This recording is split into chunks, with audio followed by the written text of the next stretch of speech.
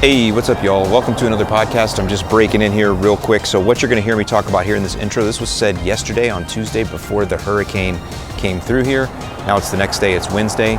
Looks like this hurricane did most of its damage through flooding. We actually had some in downtown Bradenton that we saw today, a little bit here and there.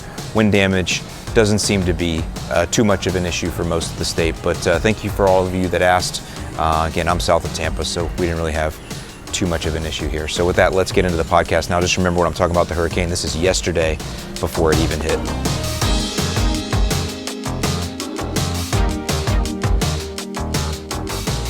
All right, y'all, welcome back to another podcast. This one coming to you on August 29th. I've got a hurricane bearing down not too far from me here. And of course, that's the first thing we'll start up with, since I'm sure a lot of you will ask. Now, by the time I get this edited, who knows?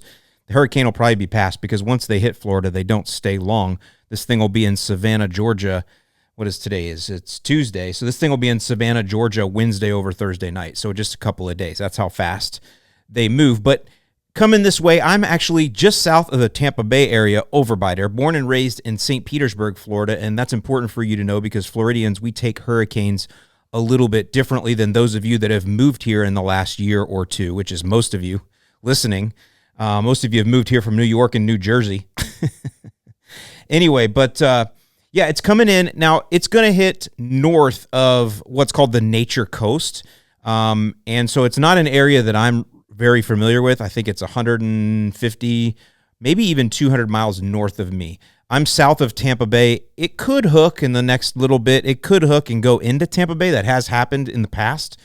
As far as these hooks go, we had one a few years ago that was supposed to go right into Tampa, St. Pete, but actually hooked and hit south, like Venice area. So there's a lot of things with those, but I just want you to know, people always ask, what do? I actually prepare for a party. That is what most Floridians do. And I know that could sound, to some of you that are far away, you could think, man, you party during a disaster. But what you have to realize is, hurricanes are coming, and as a native Floridian, they're actually pretty exciting to many of us, to most of us, I would say. And that's because you have to understand that when you get to experience nature's fury and you get to be in it, that's like a once-in-a-lifetime experience. That's a nonce-in-a-lifetime experience for a lot of you. But for us, it's something that happens quite often, and we actually kind of enjoy it. Not even to sound so, is morose the word? Not even to sound so gross about it. Just think of everyday thunderstorms that we have. When y'all come down here from up north and you sit through our thunderstorms, they can be a little scary. Now, I'll tell you what, we had some pretty nasty storms and microburst tornadoes when I lived in Northwest Indiana as well. But I have always liked storms. I used to sit on my back porch as a kid, and still do to this day. And when a storm rolls in, I will sit out there and pop a cold one and just enjoy watching that storm come through, smoke a cigar, It's a normal thing for us. And as far as hurricanes go, there's something you all need to understand when you think about this. And the reason this came up is because there are a lot of YouTubers that do YouTube content on weather, and the only way that they get views is to sensationalize the weather. And I kind of enjoy some of those channels myself, when it comes to a summer heat wave, and they're sensationalizing the summer heat wave, and they put in all kind of gings and gongs and bongs and bings around there. It could be the worst thing ever, gong gong, this could be the worst heat wave in 30 plus years, gong gong, that kind of stuff. I mean, I get excited about that. That's pretty cool, because what is that for me? It's content, right? Oh, there's a heat wave going through this part of the country. This dude is like totally playing it up. So I'm going to go ahead and make some content for my audience on that same heat wave. And what should you do during the heat wave for your lawn, right? So I get that. I totally understand. But a heat wave going, and me being concerned about someone's lawn during a heat wave, it doesn't quite have the gravity, obviously, I understand, that a hurricane does. Now, I will tell you that anything over a Category 3, so Category 4 or 5, I'm taking extremely seriously. I'm not going to be making this type of content. I'm still going to, sit there and enjoy it, and I'll tell you why in a minute, but I'm going to board up at that point. And this Category 3 that's possibly coming in, I'm not going to even board up for that. I've got 120 mile an hour rated windows. I have a hip roof. Our homes are made of block here. I know y'all up north, you have a lot of stick builds, but you have a lot of insulation because you're more worried about snow, right? Our houses are not insulated here. They're built of these hollow cement or concrete blocks, not cement. They're concrete block houses. You've seen these blocks. They're kind of hollowed out. I think they're just called concrete block homes. Let's see, concrete block homes. Yeah, that's just what it is. I'm not in those type of trades. So correct me if I'm using the wrong terminology, but our homes are not blowing over is basically what I'm telling you. My home was built in 2005. Now, there are trailer parks here. There's a lot of those. There are trailer parks that are Trailer Park Boys style, where there's crack deals going on and all kinds of underworld nastiness. And then there are also the other spectrum. There are people that are literally retired millionaires, people that retired with $5, $7, $10 million in the bank, who live in the first class trailer parks that have like gated communities with security and world-class stocked bass ponds, all in this 55 plus, community of manufactured homes. That's what they're called when they're higher end, right? Either way, though, no matter which one of those you live in, I'm out at category 4 or greater, just gone. Okay, so that's one thing. Now, that brings me back to thinking about, as a Floridian, how do you respond to a hurricane? Well, the first thing is after you know that you live in a home like I do, that's a block home that has modern construction with hip roofs, which are better in wind, and modern windows that are rated. Once you know that, then the second thing you got to realize is, where do I live? Because there's two rules. One rule, the first rule is that you hide from wind, and the second rule is that you run from water, or you run from floods. And if you think about it in that regard, things really change when you're a Floridian, because the only areas that flood in Florida are areas along the coast or areas along rivers. And that's pretty broad, right? There's other areas that flood. But what you know as a Floridian, or what you should know, even if you just moved here last week, is that you have to understand, do I live in a surge zone? Do I live in an evacuation zone because of surge, because of flooding? And you can actually Google, your county surge map. So back to what I was saying when I said you hide from wind, run from water. You have to know where you live in the state and what your evacuation zone is, because that's going to tell you whether you need to leave or not. Now, there's different colors. I can show you some screenshots and things like that. There's kind of different colors, and there's differences in evacuation zones and surge zones, okay? But basically, it's the surge that is the danger, especially if you live in an area that's coastal, because that is where most of the flooding happens, coastals and rivers. Those are the people that need to run from the water, or people that live in those surge zones. Now, I live in a zone that isn't classified as a surge zone or an evacuation zone. And here's the funny part about that. And that's because I just live on higher ground, okay? The area where I live is not going to flood. It never has flooded. Now, I say never, right? Okay, we understand never doesn't mean anything in Florida, but through all of the hurricanes that have hit over all the years, and there's been quite a few that have come this way, with one of the most destructive being Hurricane Elena, which sat outside of Tampa Bay, I don't know, for like 2 or 3 days and just pushed water in. That was bad flooding in St. Pete in those days. What I'm trying to say is, though, is I live in an area that's not an evac zone or a surge zone. It's not going to flood, and so I don't have to run from the water. All I have to do is hide from the wind. And what you don't realize, or what most of you don't realize, is to get in an area that's not a surge or an evacuation zone, you only have to go a couple of miles inward. That's it. It's not like you have to go 30 or 40 miles inland to Florida in order to be safe from surges and floods. You only have to go, in some cases, a mile inward. Now, Florida's a land of rivers, and so if you contact a river in the middle of the state, which is what happened last year, right? What was that really bad storm that came through last year that really did a lot of damage and flooded a lot of folks in the inland of Florida, like because of the fact that there's these rivers that go through there, like the Peace River overflowed and places like that. So there are inward places that flood, but those people know, I live in a surge zone. I live in a floodplain. I'm in an area that they will call for evacuation, and I got to be prepared to go, or I got to go ahead of time when they call for it. When they start telling you, like, there's already areas in Florida being evacuated now. If I lived in one of those zones, it would behoove me to get out now, and the hurricane isn't even here yet. So all I'm trying to say, long, drawn out, lots of pauses in here, but what I'm trying to say is when you watch things from far away, understand that if you live here in Florida, you're prepared for this properly, hopefully, and so you're used to getting through it. And because I live in an area where flooding is not a problem, it doesn't mean I don't care about other people that do.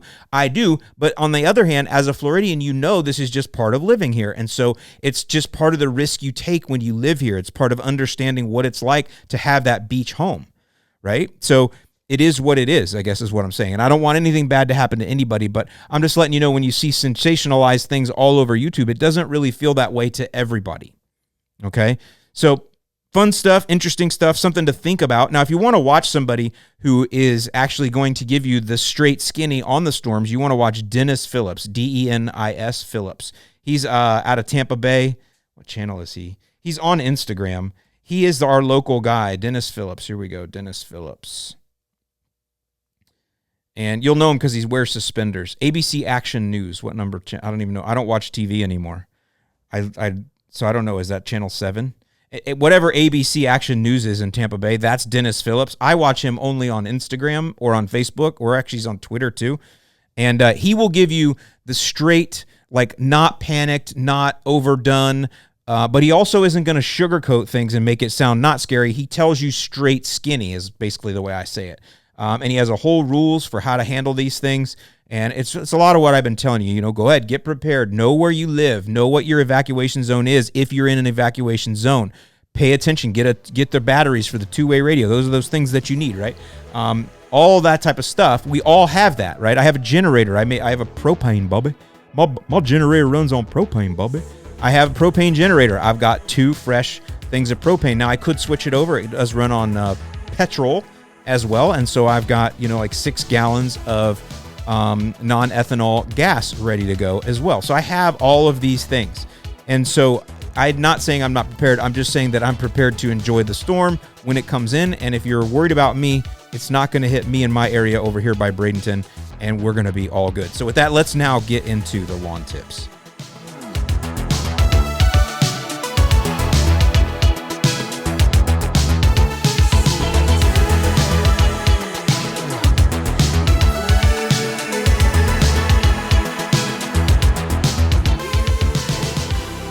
I guess the first thing I want to bring up here is because this is the fall, a lot of people are starting to talk about seeding the lawn, and I'm also just as active in cool season groups. I have a big Facebook group that's got cool season and warm season folks in it. I've actually got 2 of them, 2 of those groups, and so I kind of watch what people are doing, what they're saying. One of the groups is a little bit more advanced than the other, and it's interesting to see the contrast there, but I also can see what people are thinking in real time across the country, and what I'm seeing is a lot of my friends in Florida, they're seeing all of the content coming up now on YouTube on seeding because it's the fall, aeration overseed, and the Florida people are wondering, when do I seed? Do I do this, right? Because they don't know. A lot of them have moved down from up north, and so they just don't know that things are so different here, or they're just new homeowners that maybe have been born and raised here, but they never paid attention to lawns, and so most of what you see online is catered to cool season lawns, and so they don't realize there's a huge difference. So I made a video that's on the Lawn Care Nut channel. It's called Who Shouldn't Seed? And it talks mostly about the growth habit of warm season lawns and how it differs from cool season lawns, and that why we don't seed. And I had a couple comments come through because I talked about rhizomes and stolons, and I mentioned that cool season lawns are bunch type grasses.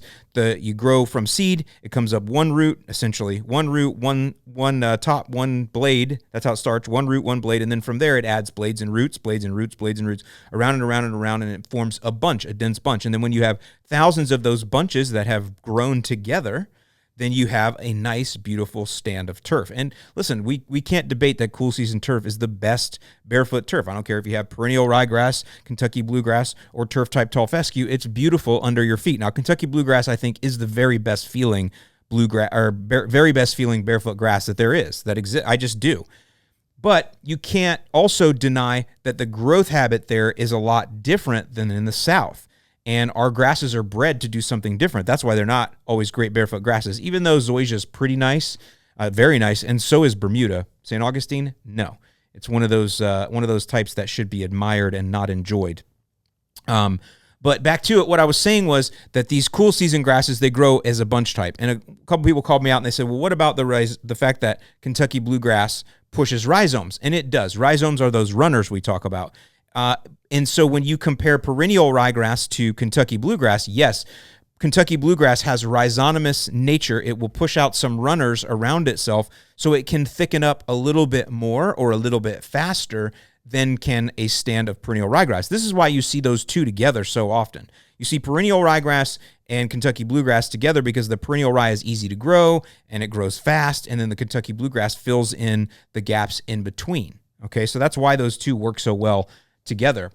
There's other reasons too, disease resistance, things like that. But the long and the short of it is that those rhizomes that your Kentucky bluegrass is growing, they're nothing when you compare them to what St. Augustine grass can do, for example.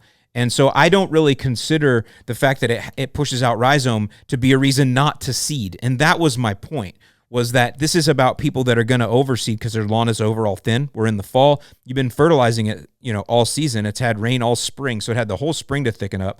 Who knows what kind of summer you had? I don't know. But you're still thin here in the fall. So your Kentucky bluegrass obviously wasn't able to spread enough rhizomes, right, to fill things in because you have thin spots.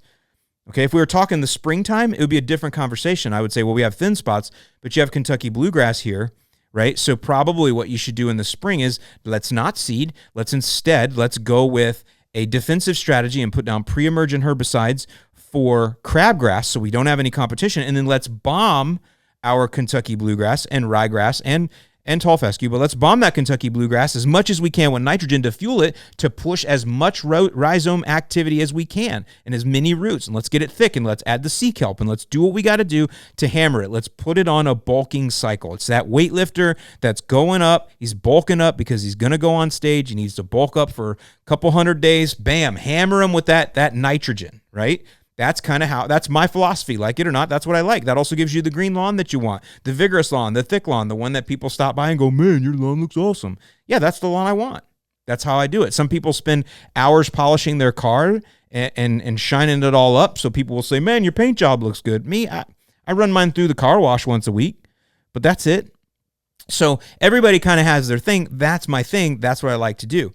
Now, when you get to the fall, though, if your Kentucky bluegrass, for whatever reason, wasn't able to push enough rhizomes, right, to thicken up, then that's when you seed, okay? And you can seed ryegrass, you can seed fescue, you can seed Kentucky bluegrass, whatever you want, right, to go ahead and fill in those thin spots. That's the point. Now, let's go down to Florida. If I had the same situation in Florida or Texas, right, I would say Florida because this is where I live, but this could be Texas, Louisiana, Mississippi, Alabama, Georgia. And it doesn't have to just be St. Augustine grass. This can definitely be Bermuda or Zoysia are super aggressive. Centipede, not as aggressive, but when you compare to Kentucky bluegrass, very aggressive. Bahia grass, not super aggressive. We sodded the Bahia project. For those of you wondering, you'll see an update on that soon. And we looked at those stubby little weak rhizomes, and our sod fell all apart in our arms, and we cried.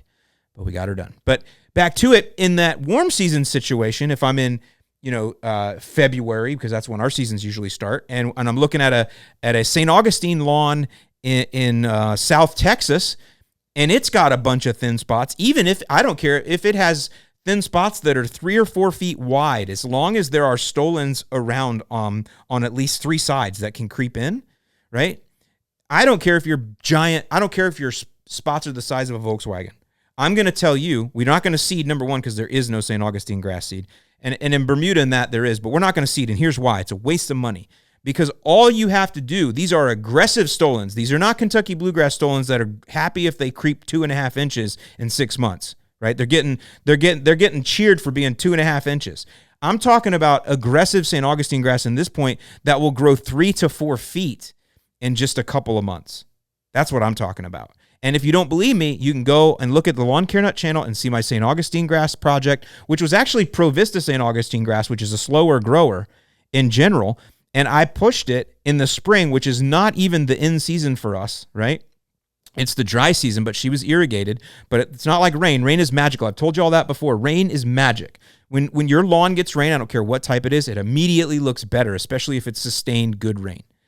But anyway, you could see what that lawn did, St. Augustine grass. All I did was fuel it with fertilizer. That's it. You can do the same with Bermuda. Talk to anybody that's worked with Bermuda for a while, and what will they tell you? Don't worry about your Bermuda. You can't kill it. It will always come back, and that is so true. I know because I have Bermuda that invades my St. Augustine, and it freaking runs. By the way, for you guys that like my main stage palmetto, this year's been a drought year, and so for whatever reason, the Bermuda is now like 70% of the lawn. It's wild, and that's only happened in the last couple months. Just, can't do anything about it. Well, I actually have some recognition that we're going to start working with. So lots of good content coming up here. But what I'm getting back to is you got to see the difference in the cool and the warm season lawns, right? The warm season lawn in the spring that's thin, I'm going to tell you to fuel that bad boy with nitrogen. Flagship every 4 weeks. Bam, bam, bam, 3/4 pound of nitrogen. Hit it with the RGS every single month, and it will fill in. There is no need for seed. That's the key, and that's the big difference. So while you're going to tell me that your Kentucky bluegrass is rhizonomous, or that somebody at some seed place has invented a rhizonomous turf-type tall fescue, y'all, it's not what you think. Is it better than something that doesn't have rhizomes? Yes. But is it going to spread and cover 3 or 4 foot wide gaps in a season? No. Warm season grass, though, it will. And so that's the big difference. And that's why you have to understand you treat these totally different. I know they sell seed for warm season turf, but there is really no need to do that when all you have to do is fuel what's there to push out more rhizomes and more stolons. And that's the key. Listen, ask anybody that's gone on my programs in Florida or Texas. When they started out, if their St. Augustine was peaked and weak, what they will tell you is, I just did what Alan said, and I started fertilizing it with Flagship, and all of a sudden, I have the best, thickest lawn on the block, because you have to feed these grasses. You have to fuel them, and when you do, they will pay you back by knitting together so tight, and that will help you by choking out weeds. Usually when people tell me that they have weed problems in Florida or in Texas with St. Augustine grass or Bermuda, it's because it's their first season, and they're still pushing the Bermuda, or they're still pushing the Zoysia, or they're still pushing the St. Augustine to spread, and so the weeds are competing. That's why in the first year with a warm season turf, we do have to use some pretty heavy weed control. That's why you might want to invest in Pinnet Magnum, which stops more weeds than just prodiamine. It just depends how fast you want things to go, right? Or what time of the year you're starting. But once you get on top of the weeds, they don't really come back. My lawn right now has like 3 patches of weeds, and that's it. And I can spot spray them and they're done. I don't have weed problems everywhere. Now I have some spots that I've let go because it gives me content to do. I'm gonna do some stuff on spurge coming up and that. In fact, you'll hear that in this podcast. But for the most part, my lawn rewards me by being thick and choking out other weeds and other problems because I fuel it. And that's how you run with a warm season lawn, is you fuel what it does naturally, which it becomes a giant bodybuilder, and it just freaking dominates. That's your Bermuda, that's your Zoysia, your St. Augustine, your Centipede, and maybe Bahia. I love Bahia, I do. But yeah, hope you enjoyed that little diatribe rant there.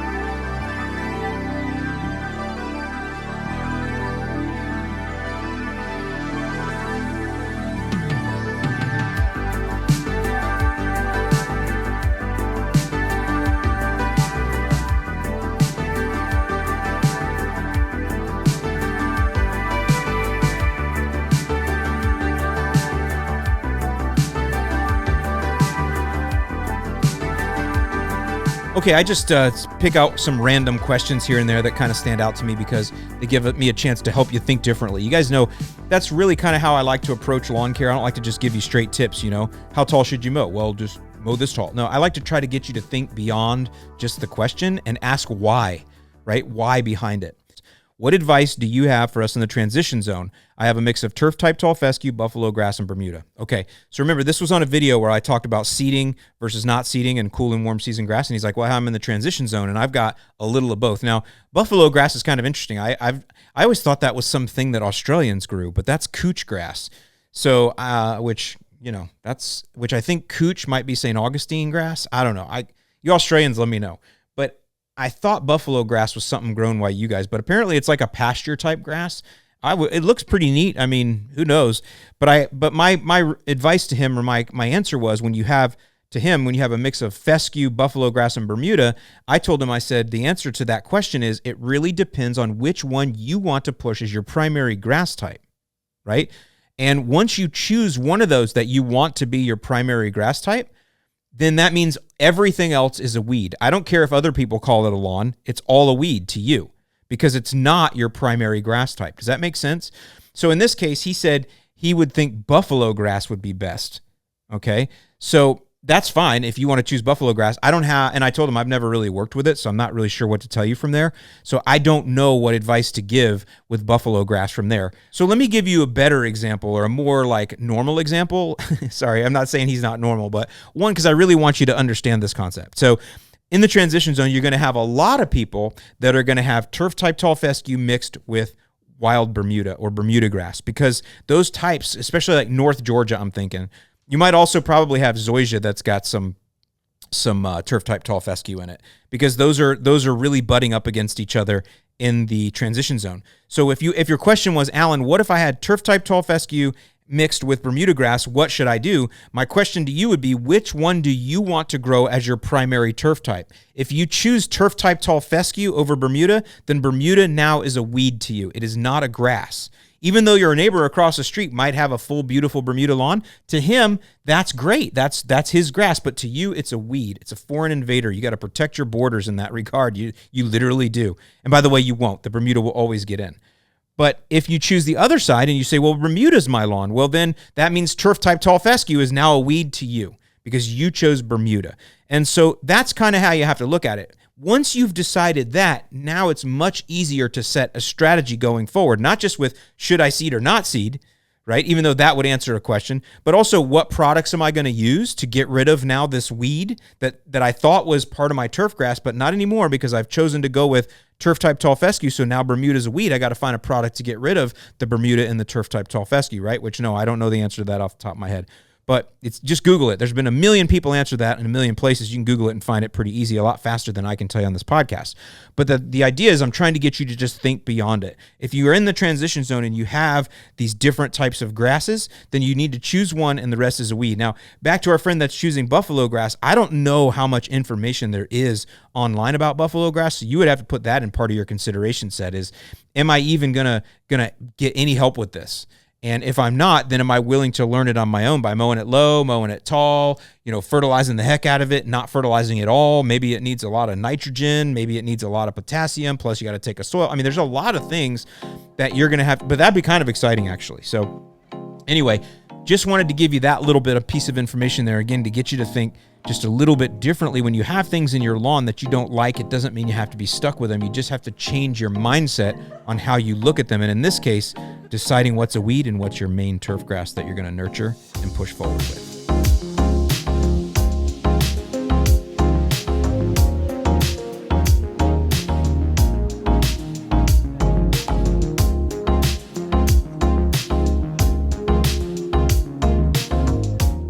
All right, here's another one that came in, and this is again off of that seeding versus who shouldn't seed video. Pretty interesting one. He says, "Okay, I'm at my wit's end. I seeded with the Rebels Tall Fescue. I don't know. Is that the Lawn Rebels Tall Fescue? Is he selling Tall Fescue, or is that some company? I don't know. The Rebels Tall Fescue. And I religiously followed your schedule with all your chemicals in FERT. Early July, a majority died, even with my irrigation system, both in the sun and shade. What grass type would you recommend to overseed with in Northern Virginia? I am especially having trouble in the dense shade. Any advice?" Well, I don't know a few things here. Did you seed in the fall or did you seed in the spring? I'm assuming because of the nomenclature that you're using that you seeded in the spring, and I think that was really your challenge, because one of the reasons I tell people to not seed in the spring with a cool season lawn, especially in Northern Virginia, because that's transition zone, right? So that's a lot of heat, even though you're using turf type tall fescue, which is what I would recommend as one of the better heat resistant cool season grass types.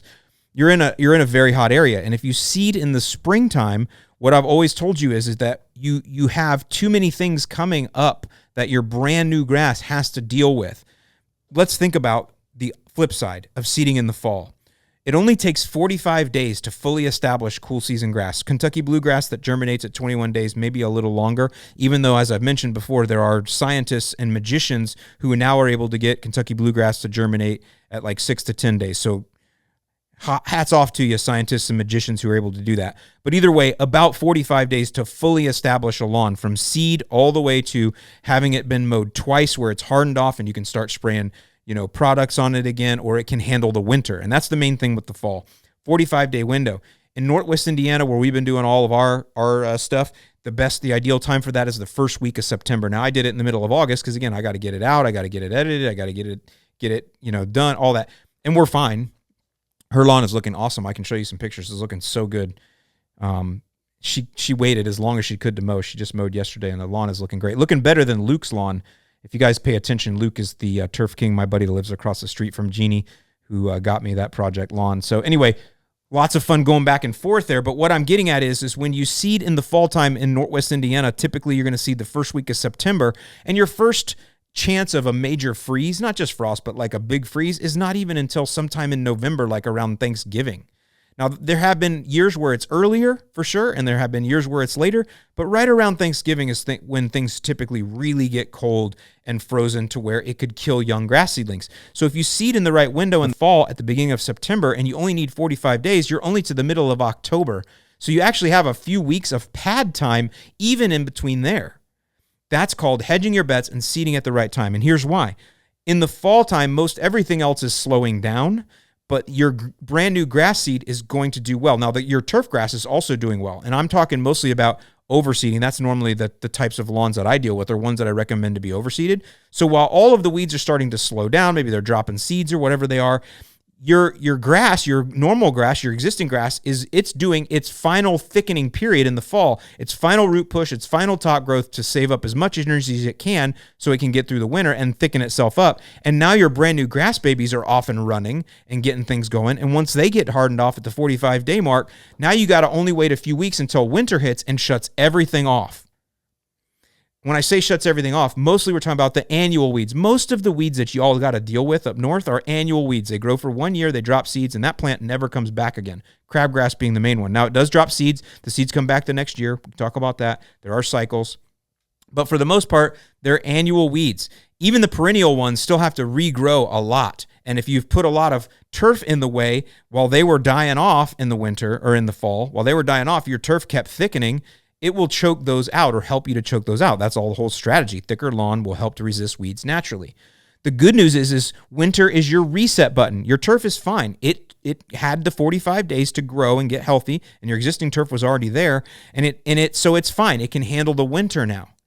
And the winter shuts everything else off. That's a reset button. The next year, you start over. And by the way, with your cool season lawn, you literally have a reset button every single year. Doesn't happen in the South, just so you know. But the frozen ground, when your ground freezes, it shuts everything off and gives you a reset button. Stops all the growth everywhere. That's the reset button. All growth stops. So nothing is hurting you. Nothing is helping you. It's all stopped. Reset button. When you get back to the springtime, your grass that you seeded in the fall, it's good. It'll start going again. You fuel it, boom, it starts to thicken up because it made it through winter. Right? Now you can use pre-emergence to stop existing weeds or stop crabgrass going forward and continue to push your existing lawn to thicken it up. That's the strategy. That's how things roll. Now, back to the spring. Things are really different. If you seed your cool season lawn in the springtime, now you can't seed too early coming out of the winter because you could get a late snow or something that would kill it.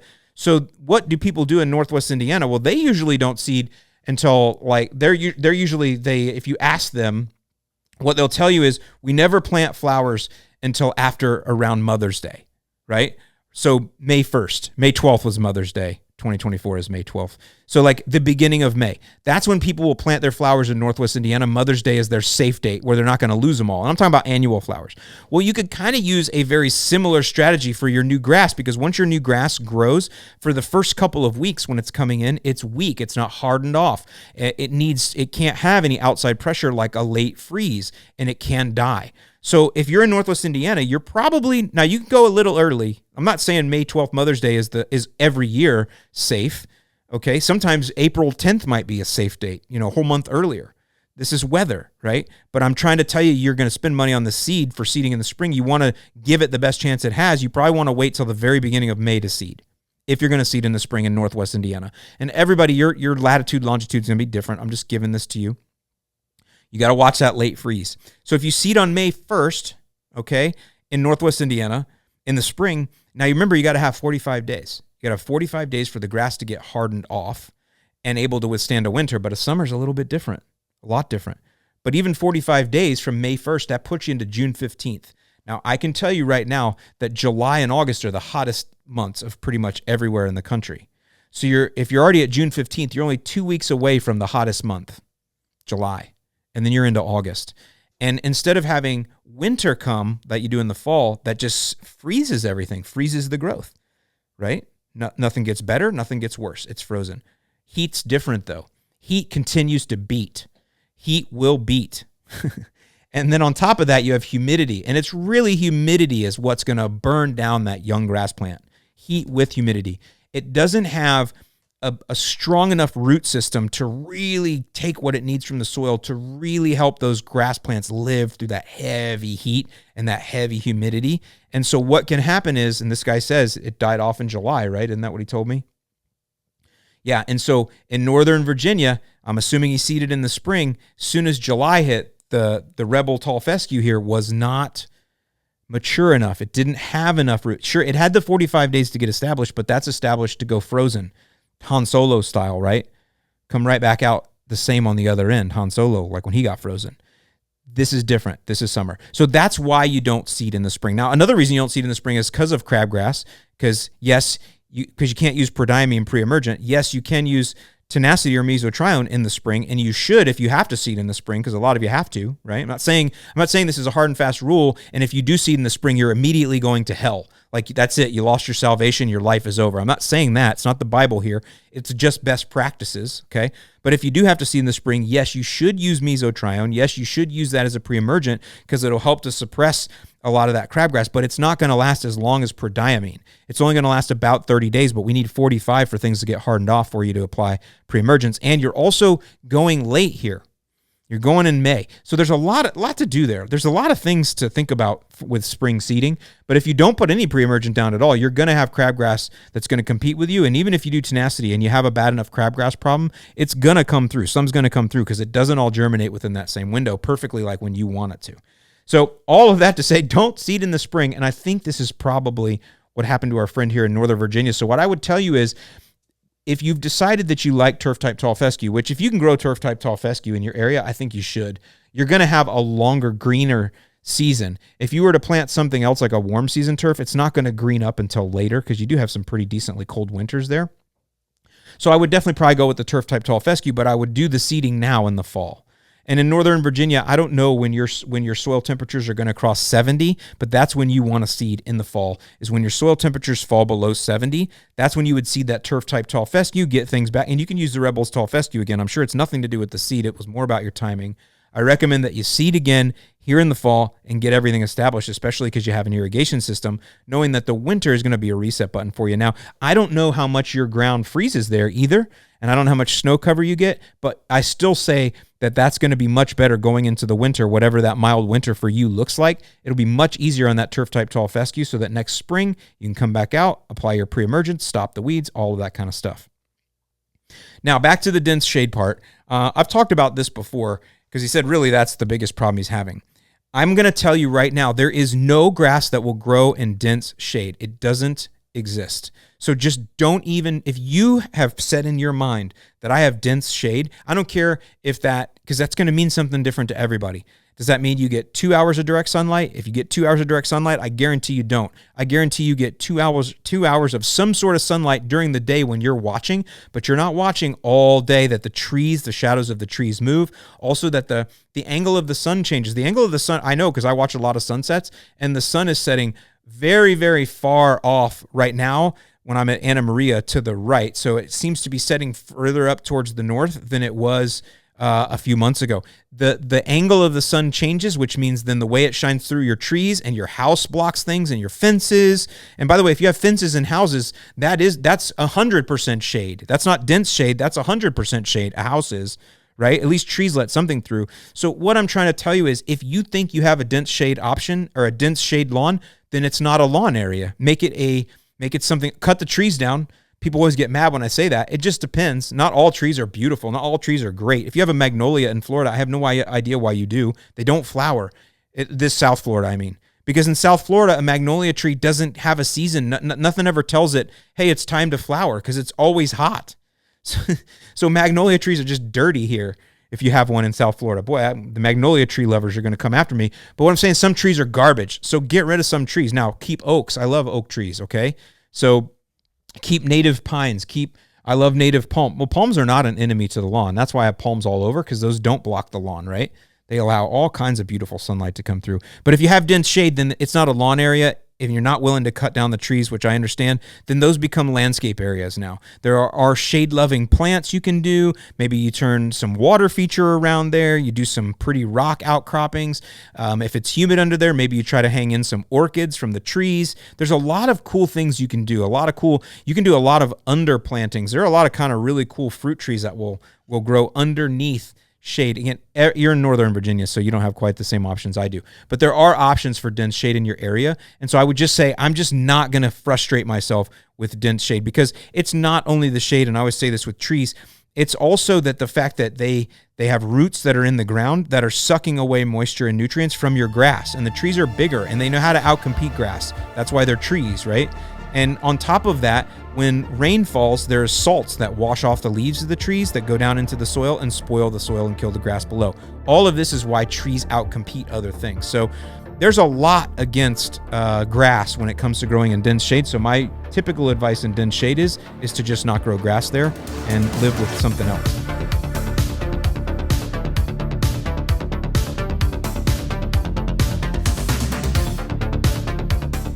All right, here's one on spotted spurge, and I'm not going to go into too much depth on it, but I want you to think about it differently. Spotted spurge is a weed that you're going to start seeing a lot right now. It's all over in Florida, but it grows as far up north. I've seen it in Indiana, so spotted spurge is pretty much everywhere. And one of the things to think about with spotted spurge, this guy, he says, look, I've been spraying it over and over and over again. The stuff is like, it's going down like crazy. He goes, I've put down some of the best stuff and I watch it die, and I only see it just keeps coming back over and over again. So the first thing to understand with spurge is spotted spurge, prostrate spurge, garden spurge. These are all the same thing, okay? They might look a little bit different, but it's pretty much the same species, and they're all just different names used for the same plant. When you think about attacking that, the first thing to realize is that pre-emergent actually can stop it. Now in Florida, and I say that prodiamine pre-emergent can stop it. It's listed on there. Prostrate spurge is listed on the label. Now it's a tougher one because it's going to germinate, depends where you live. Now in Florida, it's kind of year round. It's a little bit worse this time of year because we're coming out of the summer, which is the hotter time of the year, and that's when it really prefers. It really likes it super hot. But up north, you guys, it's, you're getting into the 80s maybe a lot of times in August, and that's when spurge is going to come in. Prodiamine will prevent it. Now, it'll germinate all through the fall, though. So I'm not telling you to put down a summer prodiamine application because of spurge. It's not worth it and not something I would recommend. But if you are somebody that's dealing with a lot of spurge, then put down a pre-emergent in the fall as soil temperatures are falling to 70 in there. Go ahead and do a pre-emergent. It's going to stop other things too, like hairy bittercress and himbit, another bad one. Across a lot of the country, and a few others, but Empoa annua, another bad one through most of the country, but it also will stop some spurge. So that's the first thing. Just think about a fall pre-emergent application to help when spurge is coming on. But the other thing is you are definitely going to have to go after it with a fall application or summer applications of post-emergent weed control. If you have a cool season lawn, you're going to want to go with Speed Zone. Hands down, it's got the highest concentrations of the auxin herbicides that are just going to knock it right out. So get some Speed Zone. It's the one I recommend. For those of you that have gone through the store-bought stuff and it hasn't worked for you, you're going to want to go with Speed Zone on cool season lawns. Warm season lawns, Celsius works just fine. You do want to use the higher rate. It's the 0.113 ounces per gallon, so it's the higher rate, and you will be able to hammer out spurge with that. But think about it this way. There are seeds in the soil that are not all going to go away. And if you've had a problem with spurge over time, you need to realize that there are thousands and thousands and thousands of spurge seeds in the lawn because it's a prolific seed maker, reproducer, whatever, right? It makes a lot of seeds. And so when you have tons of seeds, I told you to use prodiamine, but that's not going to stop all of them. That's like a piece of it. On top of that, you're going to have to spray all the time. Keep on top of it with the proper weed control. Keep it killed. And then the third piece is know that those seeds that are there isn't anything to kill those necessarily. We talked about the pre-emergent, but again, just a piece of it. A lot of the seeds that are going to germinate in the summertime are all there, and you have to kind of wait till they burn themselves out. So if you have thousands and thousands of seeds there, you might have to spray and keep the spurge out for like 3 years so it doesn't drop more seeds while the seeds existing burn themselves out, because they can stay into the soil for a few years. So you got to just let them keep burning themselves out. You stay on top of it. Use prodiamine here and there. People have asked if the spring prodiamine will help. It's usually worn off by that time, right? So it's not going to help that way. But the big thing is to stay on top of it with post-emergent. And that's really the big thing I want you to get at. If you got a spurge problem, your main thing is to get a good post-emergent, if that's speed zone for cool season or Celsius for warm season, and stay on top of it. As soon as you see young plants coming up, spot spray them, spot spray them, spot spray them. Keep it from dropping more seeds, and know that however many seeds are existing from previous times, those all have to burn themselves out over time. So it might take a few years to get rid of it. It's a strategy that can't be done in just one season in a lot of cases, and that's really the point that I wanted to make when it comes to going after spotted spurge, prostate spurge, or garden spurge.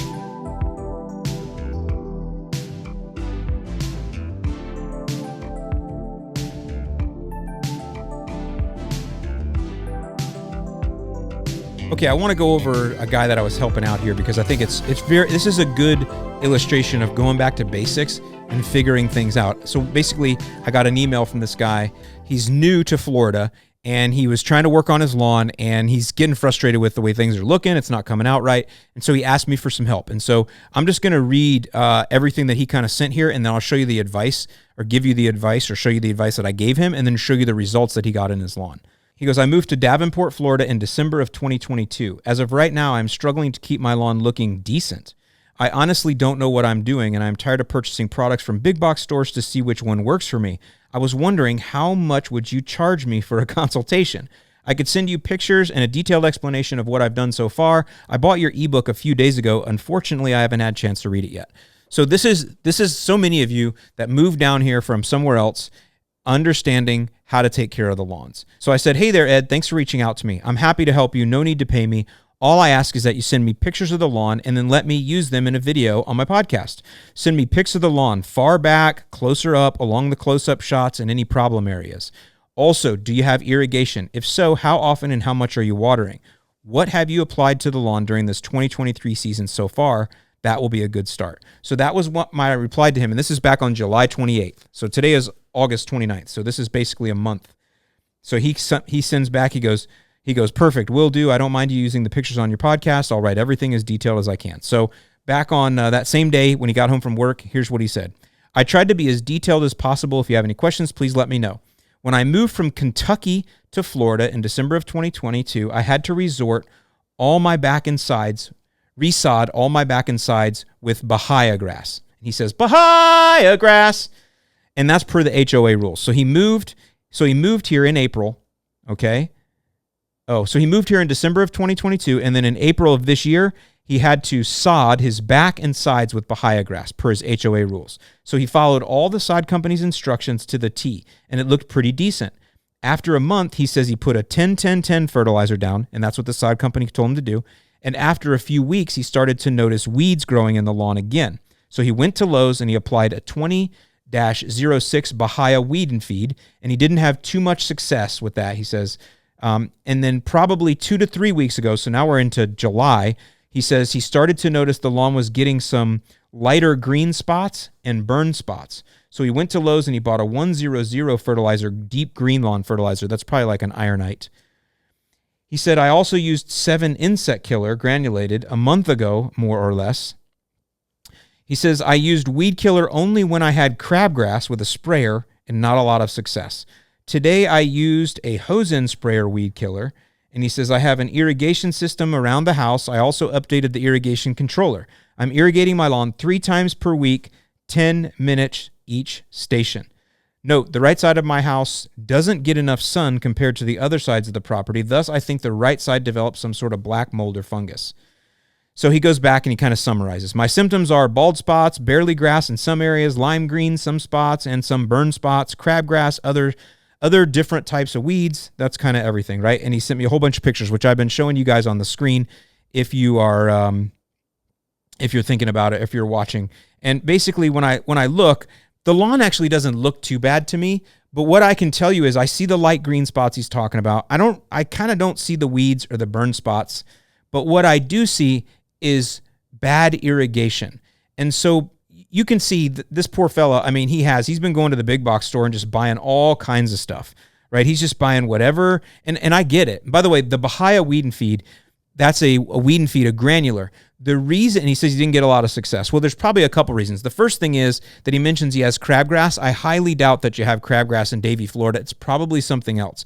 And so the first thing is when you move to Florida, the word crabgrass is a generic word that people here use for anything that looks grassy but isn't their grass. So this guy has Bahia grass, and I'm not coming on him. I'm saying this is what all you do, because I watch the groups and I see how people talk. This guy has Bahia grass, so he has some other grass that looks like grass, but he knows it's not the Bahia grass. He at least knows that because he can see the difference, so he calls it crabgrass. It's like a generic term. Now, crabgrass is an actual thing. There's smooth crabgrass, there's hairy crabgrass, which we don't need to get into that. Some like them hairy and some like them smooth, you know what I'm saying? But crabgrass is an actual plant. But when people move here, anything that's not their grass, that's grassy, that's crabgrass. So I need you to first understand it's probably something else, like torpedo grass or tropical signal grass, or maybe carpet grass. It's something like that. Or it could be doveweed, which also people think is grass. So the first thing to do when you have these weeds that you're concerned about, rather than spraying them, I obviously find out what they are. Get an identification. Call your local county extension office and ask them to help you out. Do research. Go online. There's a lot of ways to learn, but try to learn what that actual crabgrass is, okay? So that's one thing. But really, the biggest problem that we have here, and I knew it when he told me that he's only irrigating 3 times per week, 10 minutes each station. That's the problem. And then when I look at the pictures, that's where I can see that that's the problem. I can see that the lawn is just dried out in a lot of areas. Okay, and so what I told him was that I needed him to do a tuna can test. Here, let's just go right to it because he sent a ton of attachments. All right, so here I said, thanks for sending these photos. So one thing is for sure, you did not over-fertilize. I guess at some point he was worried he over-fertilized. Yeah, he says, he says here, I think I OD'd my lawn just pouring lots of fertilizer, thus I ended up killing my grass. That's what he's thinking. Yeah, he says, I got to this conclusion while writing this. So I kind of ruined the story by skipping. He told me all the problems, and I already knew what it was water, but I didn't read his entire email where he says, I think I OD'd my lawn with lots of fertilizer. Well, first of all, he didn't. He's only put down really 2 apps of something with nitrogen in it, the 10-10-10 and then the 2006 Bahia weed killer, and that's since April. So really, you haven't fed your lawn enough, bro. That's part of the problem, but that isn't the main problem, okay? So he was worried about that. So here's my response back to him. I said, thanks for sending these photos. So one thing is for sure, you did not over-fertilize. You're actually way under what I would recommend. However, that is not the biggest issue. The biggest issue I see here is the watering. The Bahia grass in the front on the close-up pictures, I can see where the grass blades are folded in half. This is telling me that they need more water. So far right now, the first thing that you need to do is understand your watering a little bit better. In fact, this is about 75% of the problem is water. I'm sure you're getting some rain too, but it doesn't seem to be enough. You see, when you tell me that you have a sprinkler zones that are running for 10 minutes, it's not enough information. I have no idea what your water pressure is, how many heads are in a zone, or etc. So what I recommend is that you get a better understanding of exactly how much water is going down, and the target is 1/2 inch. Every time a zone comes on, you want to leave it on for as long as it takes to put out 1/2 inch of water. You want to water every 2 days or so and put down 1/2 inch of water each time across the entire lawn. This is a video to watch that will guide you through getting this data. Let me know when you have completed that. This is the first step. And so what I did is I sent him my video on in-ground irrigation and the tuna can challenge. Set up the tuna cans and understand how long each zone takes to get a 1/2 inch of water. So I've addressed with you guys the fertilizing, and I've talked about the weed control and all that, but with him, I didn't talk about any of that. What I did is I went right to the watering because that's what you got to get in line first.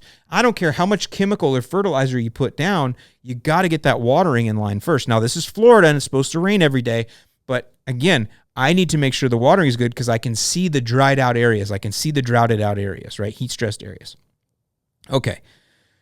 So here's what he says. I'm going to do the tuna can test as soon as I can get it done, and I'll get back to you. I have 4 zones. And so he gives me the number of spray heads per each zone, okay? Great.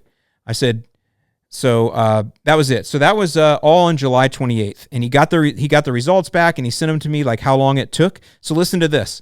So he got the result. This guy did all this in the same day. Zone 1 has 9 heads. It took 16 minutes to get down a 1/2 inch. Zone 2 has 10 heads, and that took 16 minutes to get down a 1/2 inch. Zone 3, 13 heads, 25 minutes. Zone 4, 6 heads, 17 minutes. So now I realize there's some overlap in there and stuff, but I don't know. So what I'm trying to tell you is now he knows that 10 minutes 3 times a week isn't enough. It takes 16 minutes per zone on average here and 25 minutes for one of the zones to get that half inch. So I said, okay, keep going. Got to run this for a while. I said, give this a good 2 weeks to notice a difference. So here we go. He emails me back just a couple days ago. Let's see. So on August 16th, he emails me back. We were talking the 28th and 29th, so a little over 2 weeks. He goes, good morning, Alan. As you told me, I'm reaching out 2 weeks after I set up properly my irrigation system. It's been delivering a half inch every 2 days. I'm amazed how green and strong it looks. Now, I have a fair weed problem. They're getting strong too. I know for a fact I have crabgrass and another 2 that I couldn't identify. I attach pictures on my next email. I will send you more pictures from my back lawn. Blah, let me know, blah, blah, blah, right? So he sent a whole bunch more pictures here. Now, as far as the weeds go, I kind of already told him what to do, but you can see that the lawn is a lot greener, right, just from the water. So now that we have the watering right and we're getting enough irrigation and things are looking good, now what I'm going to tell you to do is to start fertilizing the lawn. Now, I haven't looked it up. I don't know if Davie, Florida is in a restriction right now. Davie, Florida fertilizer ordinance. I don't know if they have one or not. Town of Davie, do not allow application of nitrogen or phosphorus. Looks like you do. Use of fertilizer prohibited during the rainy season, June 1st, September 3rd. Okay, so in Broward, you can't fertilize yet in Davie. So what you're going to need to do right now is spot spray weeds. Now, you have Bahia grass, so you can't use Celsius. So what you're going to need to do is go to right now, because you're still new. First thing is, again, with that crabgrass, get that ID'd as to what that really is, please. Do that. Next, you can go to Home Depot or Lowe's and get the Image for Southern Lawns. It's a purple label. Just get a gallon of it that's pre-mixed and use that to spray your weeds right now. I think that's the best thing, and just work on that. You can't fertilize, but once you get past September 30th, which is not far, it's 1 month away, then you need to start hitting that Bahia grass. You're in South Florida, so your Bahia is not going to go dormant. I would start hitting it with flagship fertilizer every single month because it's going to get a lot thicker. Now that it's green, just once you fertilize Bahia grass, I promise you guys, it gets so thick. It doesn't even look the same, okay? So that's the next thing, because that fertilizing, that's going to help choke out the weeds that are there. Now, you're going to spot spray some for now, but that's going to help choke out the weeds. Now, if you want to use some RGS, root growth stimulant, I think that's a good idea too, because that's got sea kelp. That's going to help you drive more roots. So spot spray the weeds, go ahead and hit it with the RGS, go ahead and hit it with flagship every 4 weeks, and then you're also going to want to get down a fall pre-emergent. Probably prodiamine would be best, pre-emergent application, but you're not going to do that quite yet. You're going to do that sometime around the end of October or early November. Other than that, all right, y'all, breaking in here one more time. I actually said that this guy was living in Davie, Florida, which is in Broward County. That's South Florida. But as I'm doing the edit here, I realized, no, he's in Davenport, Florida, which is kind of not far from Lakeland, so Central Florida. And they do not have a fertilizer ordinance. I think that's Pasco County. It is. They don't have a fertilizer ordinance. So all the advice I'm giving here is still good. It's just you don't have to wait for the flagship. You can start that right away. So that's what you want to do with that Bahia. Spot spray weeds, hammer it with flagship, and then when we get towards the fall, put down pre-emergent. Stick to that plan, keep it mowed tall, and water it when it needs it. Go ahead and subscribe to my channels because I'll talk all about Florida lawn care all winter. But for you guys on the podcast, I just wanted to share with you that success, that he had done a lot of things. He had tried a lot of things. He was getting frustrated, but it really came down to the basics. Get the watering right. Take the tuna can challenge and get down that half inch of water every couple 2-3 days. With that, I'm going to end the podcast here. Hope you guys have enjoyed this one. Hope you've learned a little something. Hope it's brightened your day, made things a little better for you. And stay tuned to my Instagram or my Twitter, but Instagram, find me on there, Alan Hain. You can stay tuned there for hurricane updates all along the next couple 2-3 days. See you guys later.